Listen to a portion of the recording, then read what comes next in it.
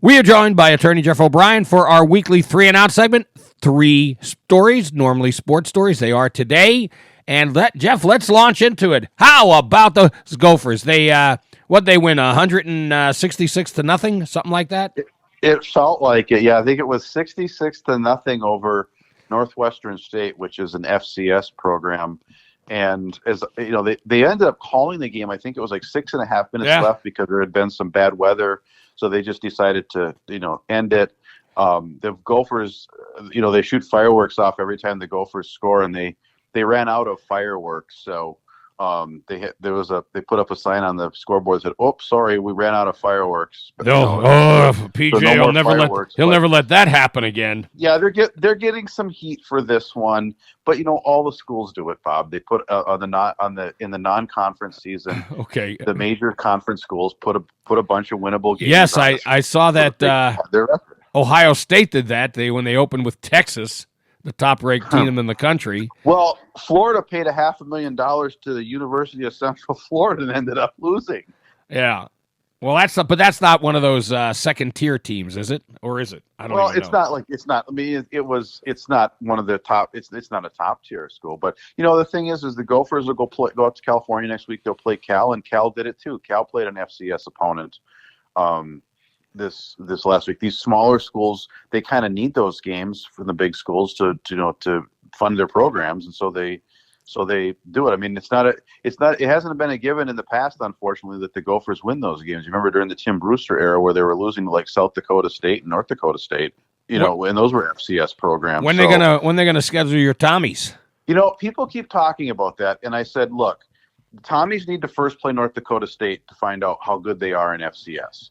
And I mean, because it wouldn't be fun. I mean, yeah, would it be fun to have a rivalry game like that? I mean, we had Iowa State this last weekend down there.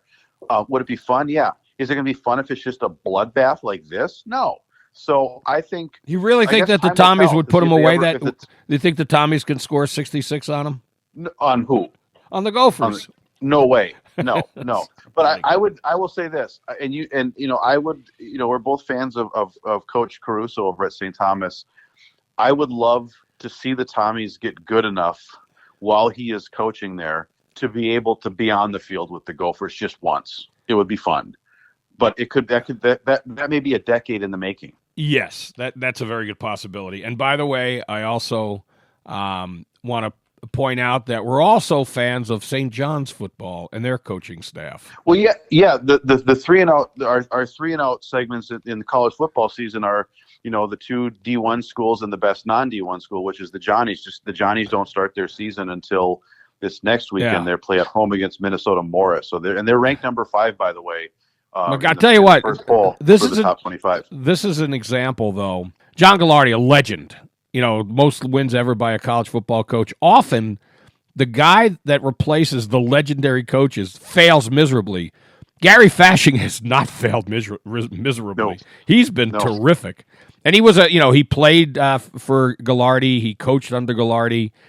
Just a good guy and a hell of a coach. Yeah. They're fun to watch. We should also mention for our item too, Bob, we're talking about the Tommies.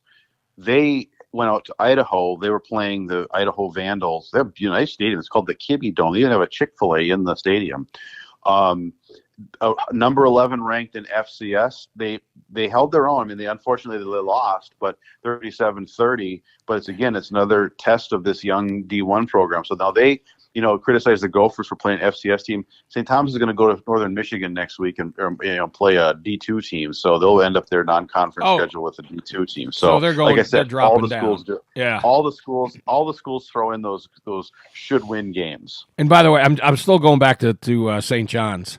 12 seasons for Gary Fashing, 110-20, 78-10 in the MIAC, the 846 winning percentage, 6 MIAC titles, 9 NCAA appearances. That's not too shabby. That's pretty damn impressive. They had we'll see how they build on last year, because last year they just steamrolled everybody. Yeah. And then they had they got a bad draw in the playoff bracket, and had a kind of a shocking early exit. So we'll see how that changes this year. They never seem to get a good draw in the playoff bracket. It's almost like the NCAA is against them or something, because they always seem to have like the hardest road to get to the championship. Well, the Johnnies, I mean, his first year is 2013. They were at 7-3, 5-3 in MIAC, and they finished fourth. But since then, they've never had.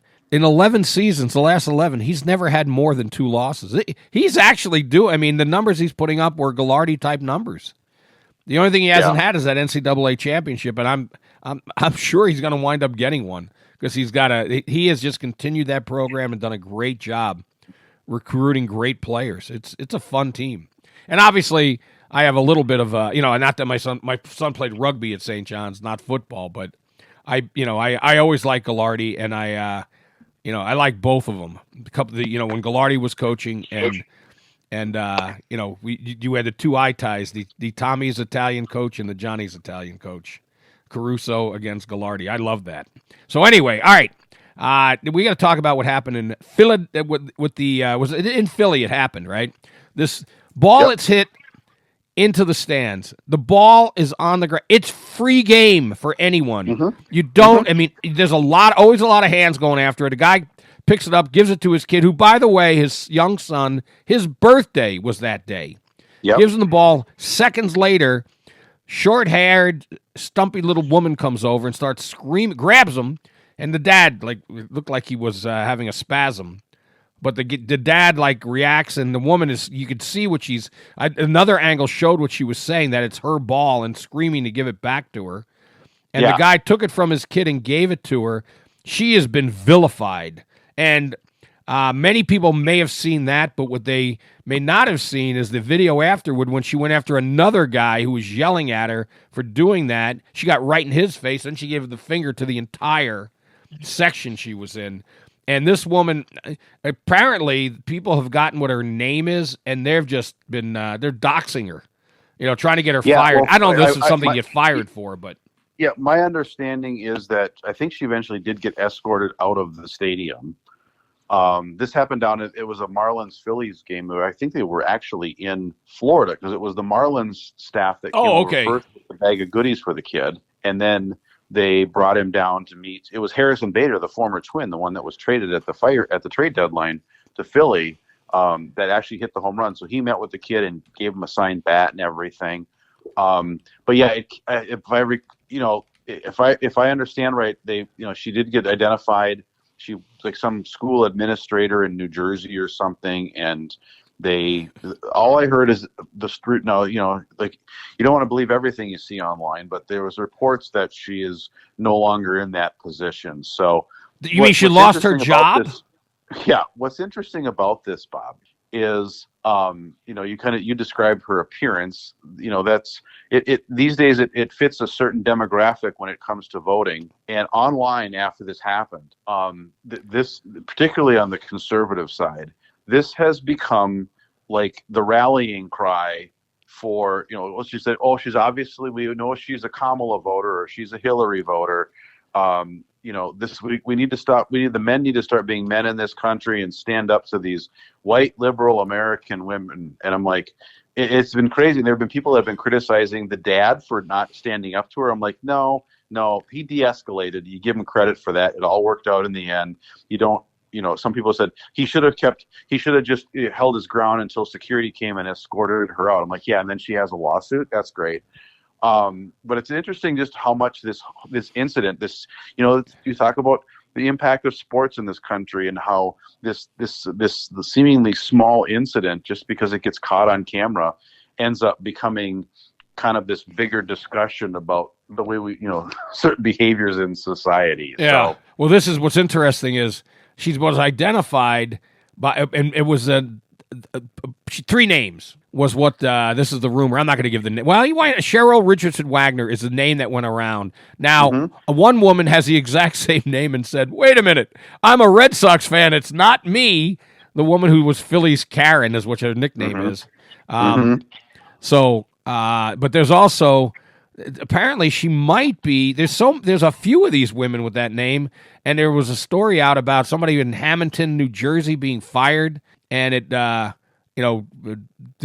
that she was fired due to the backlash. First of all, I don't know that what she did was a fireable offense, even giving the finger. I think that's a problem for me if that's the case. Yeah, what I was told is that what the story about where I read about her not being there anymore. And all it didn't say she was fired. It just says she was no longer in that position. Okay, so supposedly it's like some of the kids at her school identified her or something, and then flooded her Facebook page or whatever. So I don't know exactly. Well, one story said it could be a school administrator, which that wouldn't be a good look. So no. Well, anyway, no. It's interesting. All right, Jeff O'Brien, thanks so much. Our weekly 3 and Out. Phillies. Oh, by the way, I've already seen people like promoting a Phillies Karen Halloween outfit. Yep, I've seen a few of them. Yep. Hilarious. And also a bobblehead. All right. Yep. Jeff, thanks so much. Take a quick break. The BS Show will be right back.